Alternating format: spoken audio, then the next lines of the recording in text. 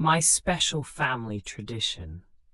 Every year, my family has a special tradition during the holidays.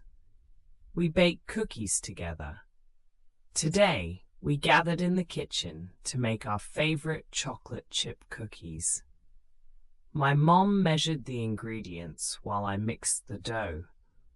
I loved seeing the chocolate chips melt as they baked in the oven. The smell of cookies filled the house, making us all excited. Once they were done, we decorated some with icing and sprinkles. It was a sweet mess, but we laughed and enjoyed every moment. Afterward, we delivered cookies to our neighbors. They loved our treats and smiled so wide. This tradition brings us together and fills our home with love and joy. I can't wait for next year's Cookie Day. Family traditions are special because they create memories we can cherish forever.